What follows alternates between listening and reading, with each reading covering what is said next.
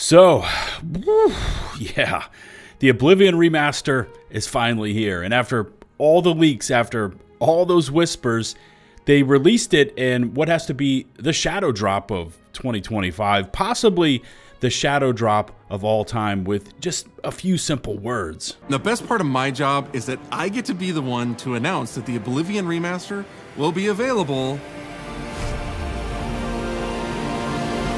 today.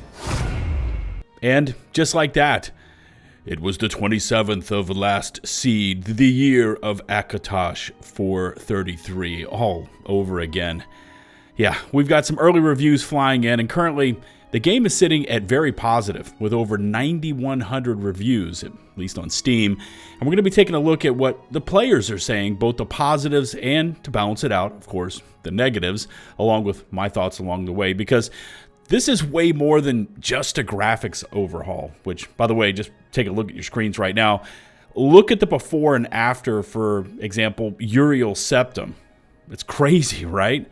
But, yeah, we've got a lot to look over, touching on performance, changes, UE5, and even modding support, because this is a Bethesda game, which are, of course, known for mods in the modding community. I appreciate you stopping by and taking a look at this one. If you feel like supporting the channel, consider hitting subscribe and ringing the notifications bell. And we just fired up channel memberships as well with tiers and bonus perks. And with that, it's time to check out what you've been saying about Oblivion Remastered.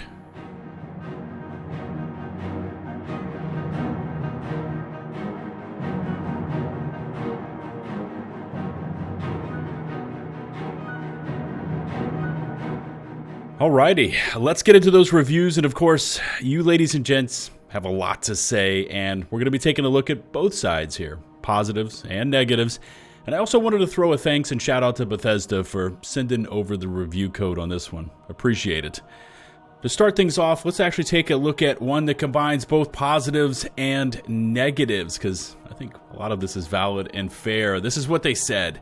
This is how a remaster is done. It keeps the core game while improving things that the original lacked. Combat feels more fluid. I definitely agree with them there. The UI is smoother and easier to navigate. The animations look much better. Sprinting and the graphics have improved tremendously. I agree with all that. But then they say this, and listen to this out there.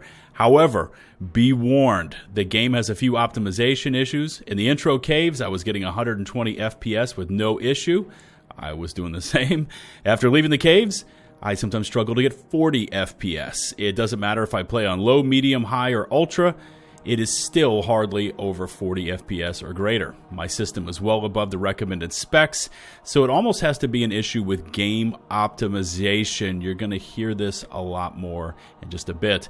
I'm sure this will be addressed soon, and my reviews will be updated when it is.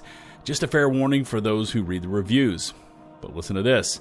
All in all, I'm having a blast despite the performance problems. It's also on Game Pass, so you can try it there before purchasing.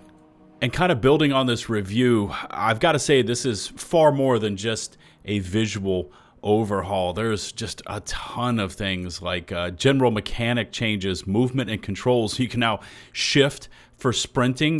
There's an updated third-person controls and camera system, although I will say trying to use that inside gets really crazy. It just gets very claustrophobic.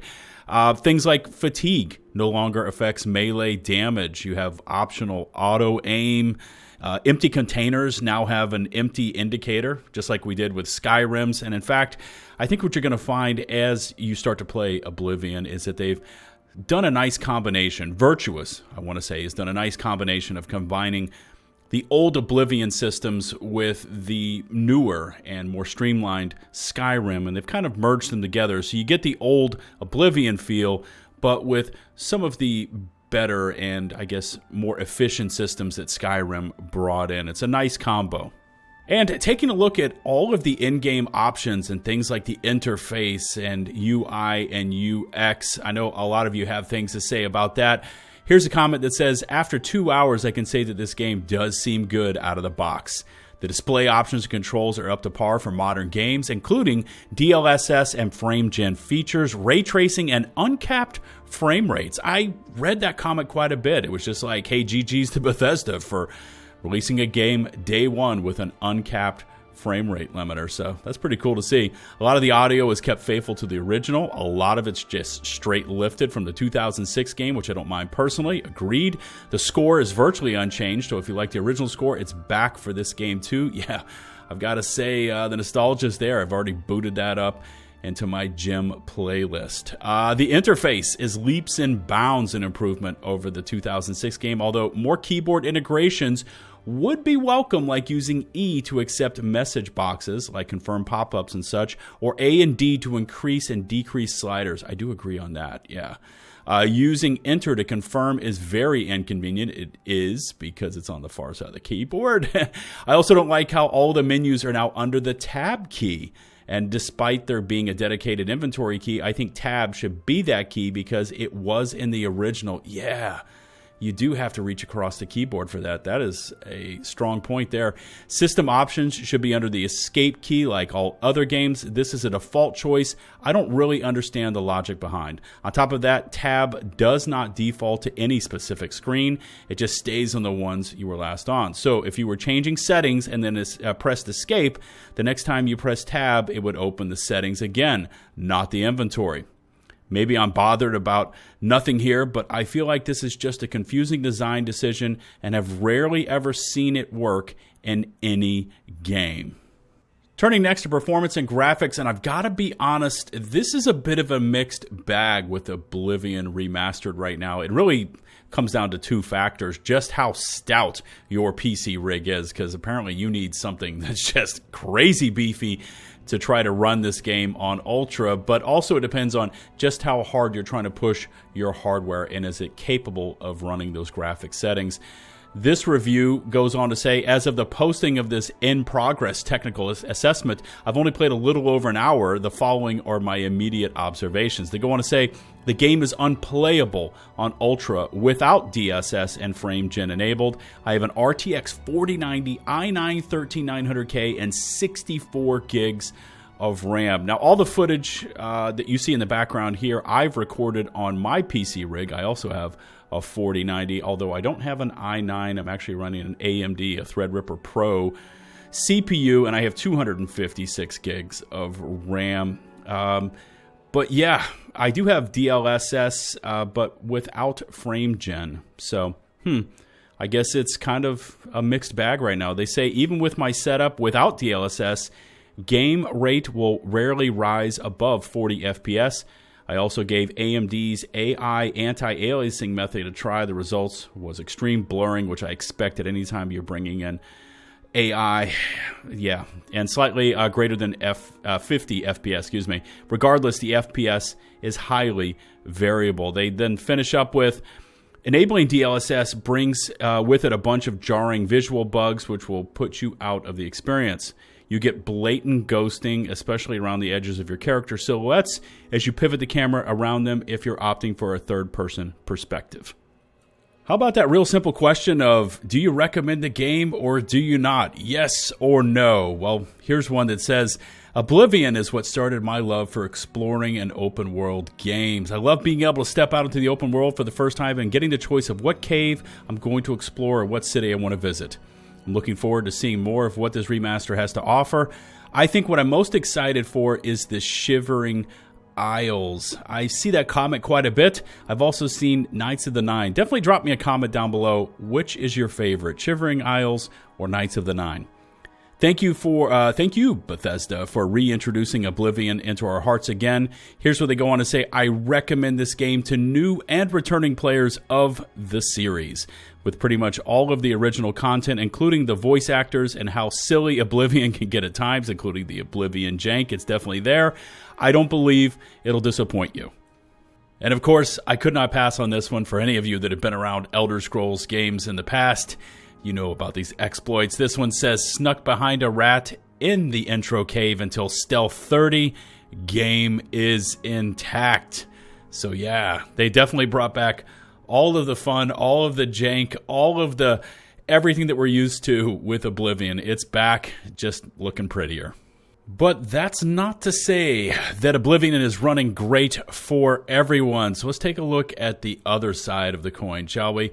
This one says, don't get this for the Steam Deck. Despite verified status, it is nearly unplayable. You have to lower the settings to the point of looking worse than 2006 Oblivion, and it still runs very poorly. But I did want to point out some of the counter comments down here that were responding back to that initial statement. One says, ran horribly on my ROG Ally as well. Had to turn it down to Play-Doh mode for it to run even at 30W. And then there's somebody else who says, working great on the Ally. So I guess we're seeing all sorts of different responses for how this is running on your portable devices such as Steam Deck and Ally. If you happen to have it running on one of those, definitely drop me a comment. Let me know how it's running. Okay, so let's circle back to that discussion of performance. And this is a negative review right here. And I'm actually seeing quite a few of these buried in the comments section and the review section, and they tend to be centered in on Unreal Engine 5. And that was the big question with the Oblivion Remaster. How would the game function with its old engine, the Oblivion engine, but now with this new bolted-on Unreal Engine 5 graphics overhaul? And for some people, it's just not working out well. And I've got some comments on this, but here's a not recommended. It says 7900 XT 50 FPS, FSR balanced 25 FPS native. They go on to say major ghosting, dithering, flickering lumen, traversal stutters, and the usual UE5 issues. They finish up with more Unreal 5 slop, what a time to consume, and the final bit is maybe in another few years when we can brute force another 20 FPS out of this rubbish. So I will go to say this, that on my rig with a 4900 and I'm playing on full ultra 4K, again, I've got a 4900, I've got a Threadripper Pro CPU, and I've also got 256 gigs of DDR4 RAM. Inside to outside on this new remaster is night and day difference. Inside, the FPS is spiked. It's beautiful. You don't get any of the crazy lighting effects, or they're very minimal. There's no stutters. But as soon as you step outside and you start to take in these really long draw distances, and I've also seen it related to speed, like if you hop on a horse and you're actually traversing quickly through the countryside, yeah, you're going to see some stutters. And I think this might be related to Unreal Engine, but it could also be, and I've seen this discussion point mentioned quite a bit out there, more of a reliance on publishers and developers these days to rely on the tech within UE5, the nanites and the lumens and et cetera, those things, to rely more on that than on just sheer downright optimization of the game. There's also been a question of content that was in the original OG 06 release of Oblivion that is now missing in the remaster, and this comment kind of brings that to light. They say, no subbed voice acting? Why? Why would you remove all the languages that was already in the game? All the memories, all nostalgia, nothing matters if I can't play in the language I used to. Now, this has actually received one comment, and this person says, as stupid as your opinion is, it's valid. Why remove language that was already in the game being as expensive as it is? So that's kind of an interesting point. It's one that I don't think of because I speak English. The game is, of course, has voice acting in English, but apparently that is not in the remaster. If you're having problems with that, definitely sound off in the comment section. Let me know. And how about the gameplay and overall combat and all the changes that they made between the 06 Oblivion and the remaster? Well, it's seeing a bit of mixed results. We've got feedback coming in on both sides. This person actually posted a positive review, but they did have issues with the gameplay. They go on to say the gameplay is honestly where I'm mixed. The character feels a bit more floaty to control. I don't know how to explain it. In the original game, if you ran then stopped, you would stop immediately. But in this remaster, you stop after like 0.2 seconds instead. I will say that I'm not as experienced with Oblivion as I am with, say, Skyrim, where I spent probably 5,000 plus hours in Skyrim. But I'm experienced with Oblivion enough to realize I actually feel the opposite. I think the combat is probably a bit tighter in this remaster than it is in the OG game. But let's keep reading. It says, it's not as precise, and I don't like that. I like the vision of the combat, but the one-handed melee attacks being a 3-hit combo with a break between them now makes things a bit awkward. I did notice that in first person because it's hard to really tell which part of the combo you were on when you see your hand swinging. They'll go on to say it's much easier to see in third person, however, and I don't know if this changes as you gain levels in the blade blunt, for instance. Yeah, so that's kind of a very interesting feel and point of view right now about the combat. They also go on to talk about how the sprinting and stopping works, and they also went on to talk about the leveling system. Let's touch on it here. They say the leveling system is revamped to a mixture of Oblivion and Skyrim, which I do like. You choose 7 major skills that are easy to level up and contribute more XP to the next level. Instead of the old system where leveling a skill governed by a certain attribute allows you to raise that attribute during your level up sequence, you can now allocate a maximum of 5 out of a total of 12 virtue points into any attribute of your choosing upon leveling up, even ones that have nothing to do with your class. I think this system is infinitely better than the 2006 version and should have been what the original went with in the first place. So, like I said, I tend to disagree with them. I think the controls right now within the remaster, at least for me and what I remember of the OG game, feel tighter, whereas this user says they feel more floaty. But I will definitely agree with them on the changes to the leveling system. I'm seeing a lot of positive comments about that one. And then, of course, we need to touch on the major subject that surrounds every Bethesda game, mods and modding support. Obviously, they had it for the OG Oblivion game, but what about Remastered? Well, PCGamer just ran with this article. It says Oblivion Remastered doesn't officially support mods, but the mods are rolling in anyways. The modding community is still hammering out the details, but the short version is, yeah, they work. Bethesda itself hinted at the moddability of Oblivion Remastered even as it denied support.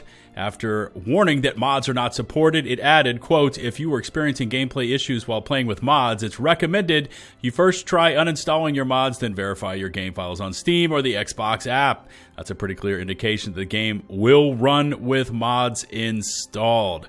So, yeah, there we go. And I've already taken a look over on Nexus Mods. I think there's 70 and counting already, but unfortunately, we don't have the full studio support with the correct dev tools and everything like that, but that's not stopping the modders. So I expect all sorts of craziness to be showing up in Oblivion Remastered in the next 48 to 72 hours.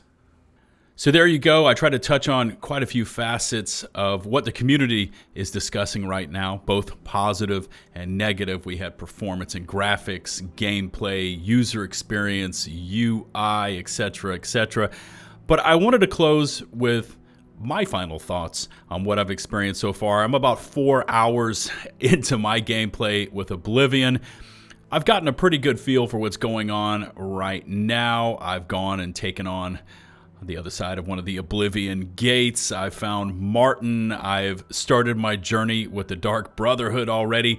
It's all there. It all feels very familiar, but there are subtle differences, and you can tell that there have been improvements made to it, and I'm actually enjoying so far what they've done. I've had one small crash that was kind of really on early in the game. I got that familiar UE5 kind of crash screen. But other than that, it's been pretty solid. I've commented already about the stuttering when you get out into the open world. That's pretty evident right now. But in terms of my experience with Oblivion, I mean, I'm actually more experienced with Morrowind and far more experienced, like I said, almost 5,000 hours in Skyrim. I guess at my time in life when Oblivion came out, I just had so much going on and I kind of skipped over that Elder Scrolls chapter, but I'm happy to see it back. I'm getting to experience it almost fresh and new. I'm not a newbie to the franchise, but I'm getting to experience Oblivion kind of in a more, what would you say, updated state. And so far, I'm enjoying it. But that's just my take on it so far. As always, I'm going to welcome your feedback down in the comments section. Definitely drop me a comment. Let's talk about anything Elder Scrolls related. Are you enjoying it? Are you not enjoying it? Do you have beef with certain things? What are your positives? What are your negatives? All of that is what I want to read down in the comments section. If you happen to enjoy the video, remember to hit subscribe and ring that notifications bell. All my socials, including links to today's sources, can be found down in the video description. And until the next one, this is 𝙏𝙃𝙊𝙎𝙀 signing off.